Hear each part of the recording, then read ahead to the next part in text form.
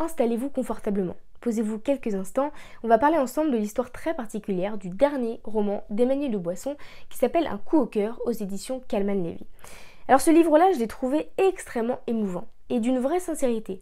Et je trouve que c'est un roman qui parle d'une plongée vers l'au-delà, mais avec beaucoup de douceur, beaucoup de délicatesse, avec beaucoup d'honnêteté. Emmanuel de Boisson va raconter dans ce roman-là son expérience de mort imminente. Je ne sais pas du tout si vous avez déjà lu des livres sur ce sujet-là, mais moi c'était pas le cas. Et je trouve que pour un livre qui parle de mort, et en particulier d'expérience de mort imminente, c'est un livre qui est plein de vie, qui resplendit de l'intérieur, qui s'illumine de l'intérieur, avec beaucoup d'images, de lieux fantastiques, de sensations, d'émotions, de goûts. Et c'est un livre qui véritablement invite à la vie, avec beaucoup d'espoir, beaucoup d'optimisme. Et je trouve que c'est un livre qui est très joli, avec une vraie douceur de l'écriture, qui est très agréable à retrouver.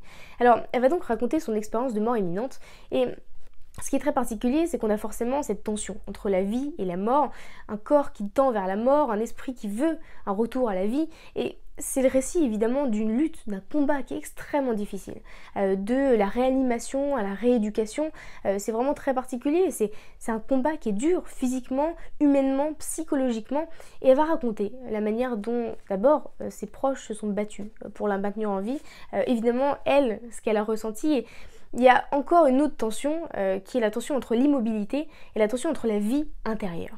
Et l'immobilité forcément, l'image qu'elle renvoie, par exemple quand elle est dans le coma ou quand son cœur arrête de battre pendant 30 minutes, c'est un corps qui est raide, qui ne réagit plus. Évidemment c'est une vraie détresse pour son entourage et en même temps on a cette vie intérieure qu'elle va dépeindre dans ce roman, qui est une vie intérieure qui est d'une richesse absolument fantastique. On va vraiment avoir ce récit de ce qu'elle ressent, de ce qu'elle voit pendant, alors d'abord ces 30 minutes où son cœur arrête de battre, mais pendant ce coma où son esprit va voyager. On voit cette plongée vers l'au-delà où elle va voir des lieux qui sont absolument incroyables et dans ces expériences de mort imminente, chacun a une propre expérience et il y a des éléments communs qui reviennent assez souvent, la blancheur, le tunnel, parfois des images qui sont religieuses, mais c'est une expérience qui est assez propre à chacun. Et en réalité ici, on va vraiment avoir un récit qui est d'une richesse incroyable où elle va pas oublier le moindre détail.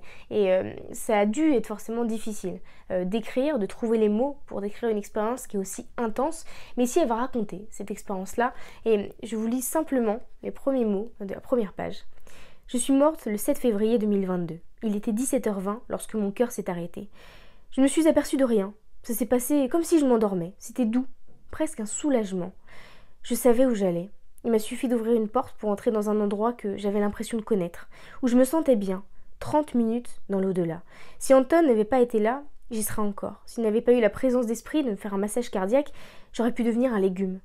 Il m'a sauvée, repêchée in extremis, ou plutôt ressuscité, un vrai miracle.